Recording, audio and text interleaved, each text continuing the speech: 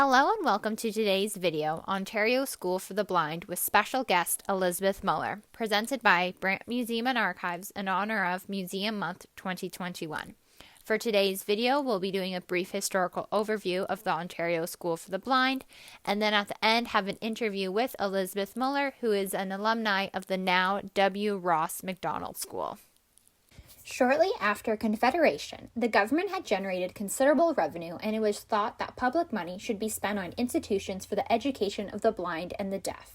Previously, several attempts had been made to establish a blind school in Hamilton, but there was great controversy about the location of the school.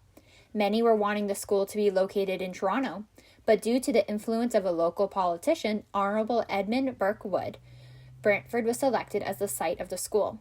And in 1872, the Ontario Institution for the Education of the Blind was opened.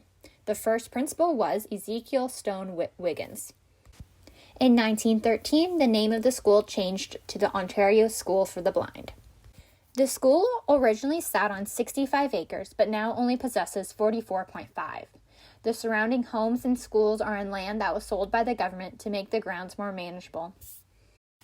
At the school opening, only 32 students were enrolled. The student population quickly grew, with students coming from all over Canada, from the Atlantic, Arctic, Rockies, Quebec, and BC.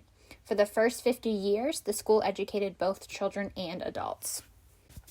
Throughout its almost 150 years, the school always functioned to provide free education to blind youth, offering various classes and subjects. The school focused on academic and vocational training, teaching them practical skills that would allow them to enter the workforce and support themselves. In an 1882 report, the academic subjects included arithmetic, grammar, writing in point print and ordinary letter, geography, English literature, history, natural history, and chemistry. Vocational and trade work included knitting, hand sewing, needlework knitting, piano and organ tuning, willow furniture making, and basket weaving. In a 1916 report, other academic classes included physiology, Bible, British and Canadian history, Latin, and physical culture. At the same time, new classes were added to redirect the curriculum towards more vocational work. This included typewriting, domestic work, beadwork, crocheting, farm work, machinery, can seeding, shoemaking, brush and duster making, and broom making. The school was also working on introducing classes on braille, telegraphy, telephone switchboards, and gardening. Physical exercise was seen as being very beneficial to the mental and physical well-being of the students and was an important part of the curriculum. In the 1916 report, new outdoor playground and gymnasium equipment was installed. Gymnasium equipment included boxing gloves, rowing machine, dumbbells, climbing ropes, wall ladders, punching bags, and wrestling mats. It was also hoped that a swimming tank would be installed soon. The Ontario School for the Blind was well known for its musically talented students and teachers. Students were taught classes in pipe organ, vocal music, composition, harmony, music theory, and music writing in piano forte, reed organ, and violin. They were also trained in the tuning of pianos and organs, which many students found careers in after graduation. Here we have a column from the Brantford Expositor Semi-Centennial. The column discusses the talent of the staff and students at the school. They mention some very talented pianists and vocalists that have graduated from the school and the acceptance of a Stanley Macbeth into the Toronto Conservatory of Music. In 1918, after World War I had ended, many newly blinded soldiers were asking to come to the school. In response to the growing need of services for adults, the school helped to form the Canadian National Institute for the Blind, now known as the CNIB Foundation. The CNIB Foundation is a non-profit organization that delivers programming and advocacy to empower people impacted by blindness. Here we have images of soldiers who were enlisted during World War I. The education at the Ontario School for the Blind began to shift from vocational training to more academic studies in 1934 when a student strike occurred demanding more academic options. At the time, if students wanted to graduate from secondary school, they would have to leave OBS and attend a sighted school, which was not equipped to support them. As a solution, 6 students were sent to Brantford Collegiate Institute with one of their teachers to work on courses. In 1935, this new superintendent, Valentine, created an academic diploma program. Valentine was a beloved superintendent and ahead of his time. He was focused on listening to the students and serving their individual student needs. In 1974, the school was renamed the W.Ross MacDonald School. William Ross MacDonald was the Lieutenant Governor of Ontario from 1968 to 1974 and participated in the school's centennial celebration in 1972 by unveiling a plaque in its honor, and in 1973 helped open the new senior school complex. W.Ross MacDonald School still resides in Brantford at 350 Brant Avenue. It continues to serve blind and deafblind students from kindergarten to secondary school graduation, providing academic education, extracurriculars, and an expanded core curriculum that includes lessons in orientation, mobility, technology, and Braille. The school is the largest of its kind in North America and the only one in Canada. Next year, in 2022, it will be celebrating its 150th anniversary. And now we have our interview with Elizabeth, who is an alumni of W.Ross MacDonald, and we'll talk about her experience there. I was wondering if you could introduce yourself to our listeners and viewers. Sure. I'm Elizabeth Mohler, and I am a former student of the W.Ross MacDonald School for the Blind, or formerly the OSB, Ontario School for the Blind in Brantford, Ontario, Canada. I am currently a PhD student at Western University in London, Ontario, and I also work at Ryerson University in Toronto, which is where I am from. And I am, I guess, in addition to sort of work and school, I'm someone that's always appreciated the music and athletic background that W.Ross MacDonald School afforded me, and I am an active triathlete. Well, not right now because we're in COVID, and I'm also an active musician. I sing in 2 choirs, again, presently mostly on Zoom because of the pandemic. Wow, very extensive. When did you start first attending W.Ross MacDonald? I started attending W.Ross MacDonald School in 1995. So I was in grade 5. I was 10 years old. And I graduated in 2005. So I guess after grade 13. So yeah, 10 years there. Oh, wow. So you were there through elementary to high school. Correct, yes. And what was your experience like there? I had a very positive experience. I think for me, when I'm talking, sometimes I do talks to school age kids about vision loss, and I talk about W.Ross, and I kind of compare it to Harry Potter going to Hogwarts, because I actually left for W.Ross around the same time that Harry left to go to Hogwarts, and I didn't really know a lot of kids who were blind prior to going to W.Ross. I mean, I knew other children with vision loss, obviously, were out there somewhere, but I didn't have a lot of connection to other blind children in my life. I went to a sighted school, or a school, I guess you could say, that was integrated in the community. There wasn't other kids with disabilities. So going to W.Ross, I think for me, really allowed me to meet people that were like me, and allowed me to participate in activities that I probably wouldn't have been able to if I'd stayed in my local community school. So for example, the swim team, or the choirs, the track team, gymnastics and trampolining, like those weren't things that prior to going to W.Ross I really even knew I could do. And I, that was certainly a positive experience. And also living away from home. So we would, as students, go on Sunday night to W.Ross by bus and then return home on Friday afternoons. Sometimes if we were involved in a sport or a club, we might stay on the weekends, like a swim team or a choir. Again, I think for me, that was really nice. Who at 10 years old can say they've already sort of moved out of the parents' house, and certainly we had supervision, and we had, we weren't kind of out on our own at 10, but it was, really different experience than most of my peers back at home who were, going to school and came home every evening. And it was kind of neat. You dormed. There was like dormitories. So there was a dormitory for younger children. I didn't live in that one. It was the junior residence. So when I moved to W.Ross or went to W.Ross, I was in the intermediate dormitory or intermediate residence, which was for, I guess, middle-aged, intermediate-aged kids. And I was there for a number of years, and then I moved to the senior dorm, and then they had a house for students that were getting ready to move on to post-secondary, and I stayed there, as well as in an independent apartment. So lots of different houses, lots of different transitions, for sure. Oh wow, it sounds like it was a great experience, and you were able to do lots of extracurriculars, which is amazing. Yeah, for sure. And what are some of your favorite fond memories of the school? Oh, I would have to say, I mean, certainly, I was fortunate enough to take part in cooperative education. So in my, I think grade 12 year, I took part in co-op, which provided us with opportunities to do work placements in the community of Brantford, or even within the W.Ross School.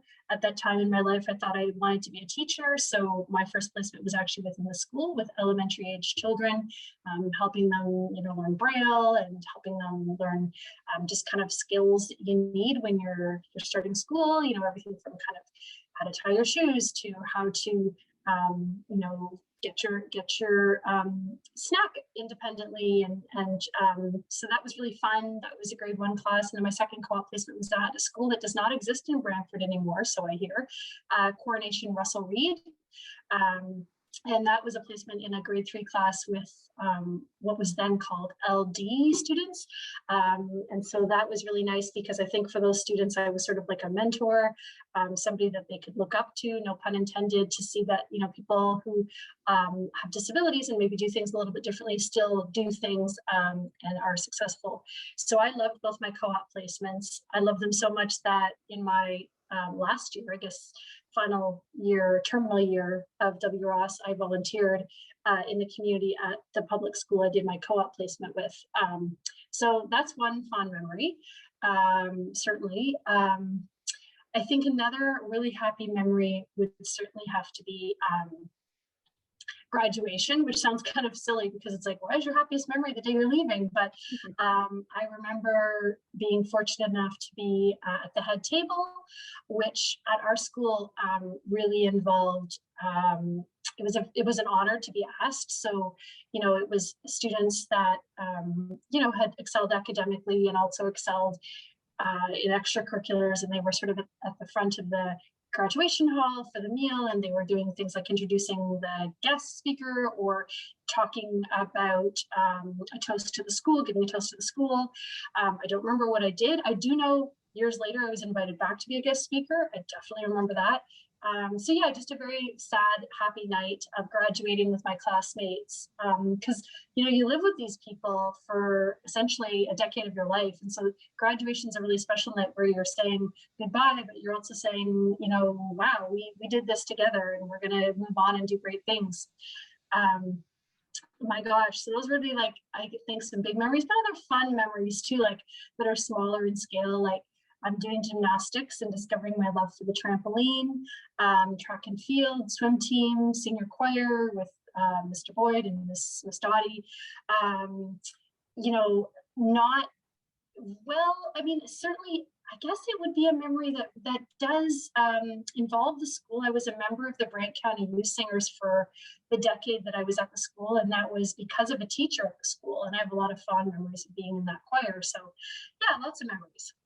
That's awesome. I'm so happy you're able to have such a great experience. High school is crazy as it is, but oh yes. So you've moved on from W.Ross MacDonald onto your post-secondary studies, and is now a PhD student. So what are you currently doing as a PhD student? That's quite of an accomplishment. Yeah, so thank you. I'm at Western University, and my PhD is in the Department of Health and Rehab Sciences in a field called occupational science. So occupational science really looks at the study of human occupation, or human doing, human participation, how humans and their environment interact, and looks at the activities that humans need or want to do to give meaning and purpose to their lives. If my professor is listening, I hope that was a good definition of occupational science. It's an evolving science. It's new. I think what distinguishes it from something like sociology, which is also very concerned with participation, is its emphasis on the interaction between the individual, the environment, and occupation or activity. And I think it specifically it's evolving, and it does a lot of occupational science also looks quite a lot at inequities and activities.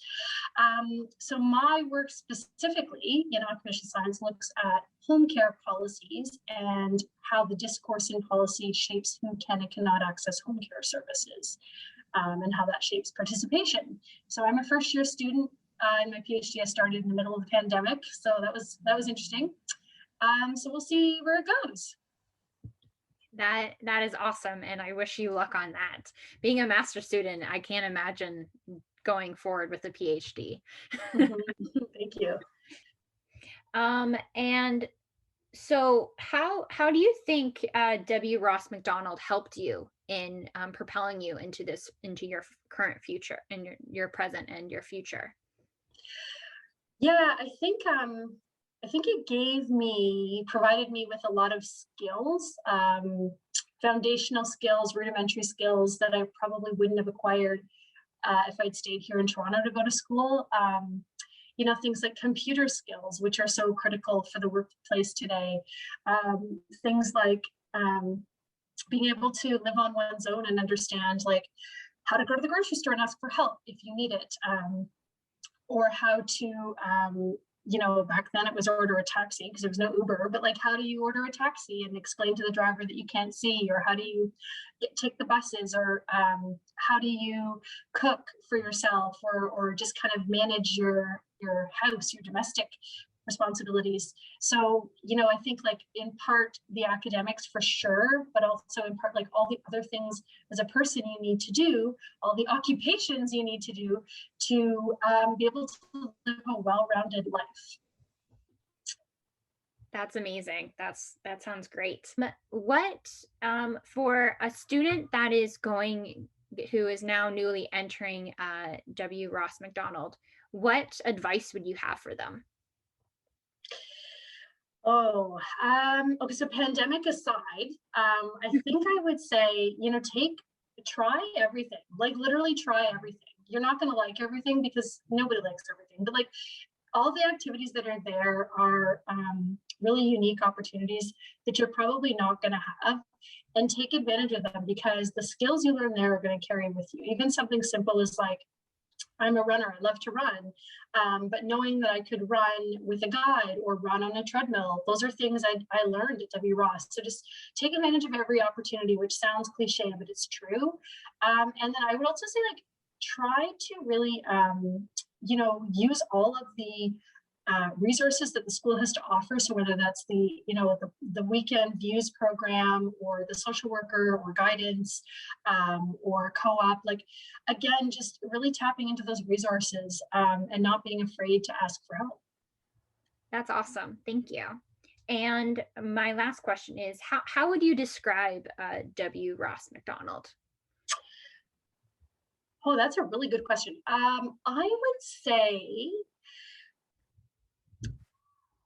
going back to my earlier kind of example, I really think it's about finding a place where you are accepted and where you fit in, and where you see other people that are like you, so where you're not different. So, I think it's quite common, especially as kids, if we're in an integrated school, that we might be the only kid with sight loss. And so again, theoretically other kids must exist, but unless you see them maybe at a hospital when you go for an eye checkup or at a camp, you don't have a lot of interaction. So I think it's really a place where people are accepted, where differences are welcomed and embraced, but also where you're challenged, like because everybody is in the same boat. We challenge each other as students, or at least my class did. We were a very competitive class. So I think that's how I would describe it. It does sound like a wonderful place. Mm-hmm. Mm-hmm. So those are all of the questions I have. Is there any other details you would like to share with us? No. I think that's great. You've done a great job capturing everything. Thank you. I tried my best. Thank you so much for participating in this short interview. I really appreciate it, and I'm sure our listeners and viewers will appreciate it. So thank you so much, Elizabeth. You're very welcome. Thank you so much for joining us today. I hope everyone enjoyed our historical overview and our interview with Elizabeth. Stay tuned tomorrow for our Artifact of the Day. And on Sunday, we will have our Brantford Canal virtual walking tour. And on Monday, we will have a wrap up of Museum Month 2021. Thank you all again, and bye for now.